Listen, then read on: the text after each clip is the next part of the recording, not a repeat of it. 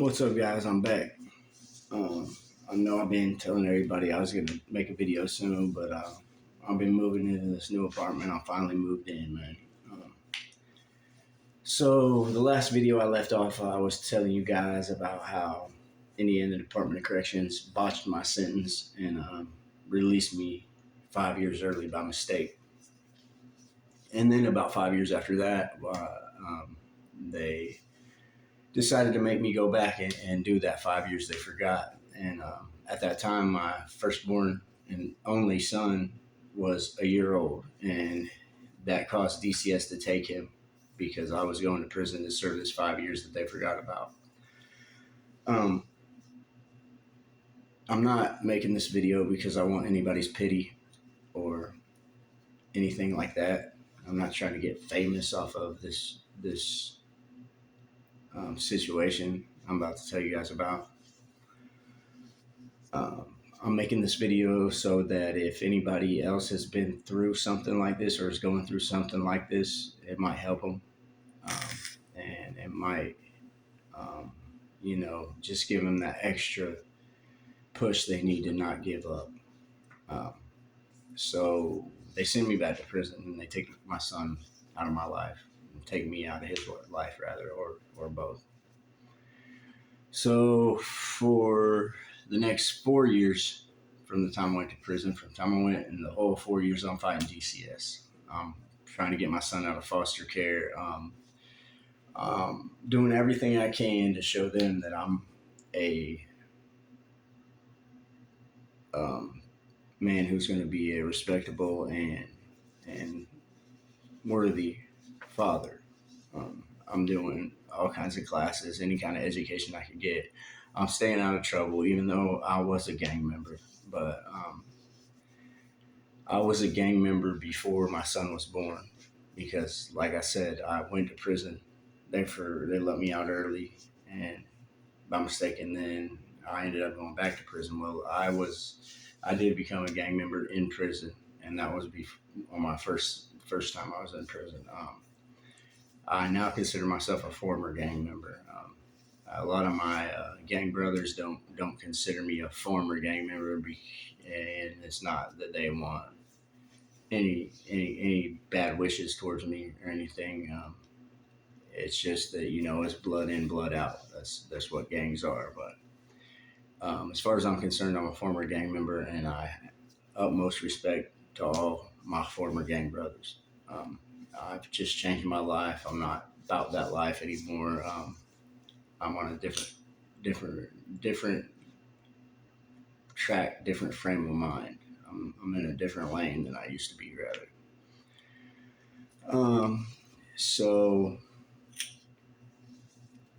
I don't mean to get all jumbled up here, but anyways, they send me back to prison. I fight DCS, and finally get my son back. I don't actually get him back because I'm in prison, but I get the judge to agree to let my sister take temporary custody of him until I get out of prison. Now, I've already been there 4 years. I've only got about a year left to go. So my son goes to live with my sister. So one day, now it's about 9 months till I get out, and it's a normal day in prison. They call breakfast. I get up, I go eat breakfast. I come back, I jump up in my rack, and I cover up, and I go to sleep.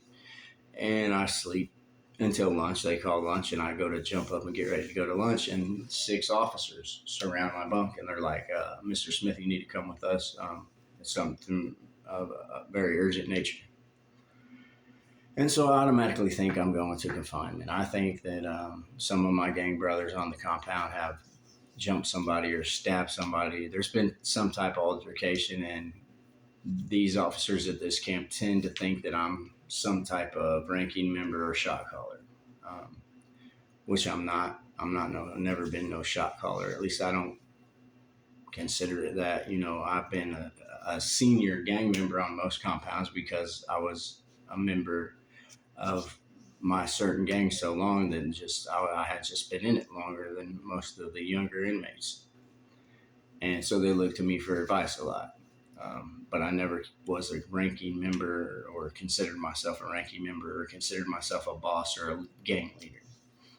So that's what I'm thinking these officers are surrounding my bunk about. That something happened and they're about to blame it on me, say that I'm the one who called the shot and take me to confinement. Well, they walk me out of the dorm and they walk me to the chaplain's office. And they tell me the chaplain's in his office right there in that room. He needs to speak to you. So immediately I know that in prison, whenever this chaplain wants to speak with you, he's about to tell you that one of your family members died. And so I stop and I compose myself and I say a little silent prayer. I say, Lord, no matter who this chaplain tells me dies, is dead, I don't care. But do not let this chaplain tell me something happened to my son. So, and I go into the room. And sure enough, the chaplain looks at me and he says, Mr. Smith, I regret to tell you, but there was a car accident last night and your 5-year-old son was killed. And I had to sit down in the chair that was there because my legs wouldn't hold me up no more. And I literally felt like I was going to have a heart attack. It was the worst moment of my entire life to this day, and will be the worst moment of my entire life until the day I die, which that won't even be as bad as this moment I'm telling you about right now. Um, and whenever I could get the, I don't know what you want to call it, the energy or the ability to speak back, because it took me a minute before I could even speak, I said, so who was driving? And before he could answer all of that, I'm thinking, I want to know who was driving because I'm not getting out of prison for very long now, because as soon as I get out, I'm going to kill the motherfucker who was driving that car. And that's that. And he looks at me and he says, it was your mother. And I thought my ears were playing tricks on me, and I said to him, you mean it was his mother? Thinking that it was my son's mom.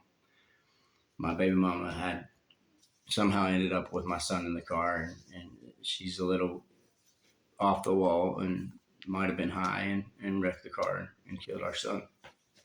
And he says, no, it was your mother, and I'm about to call her right now and let you talk to her. And he picks up the phone and starts dialing, and he hands me the phone.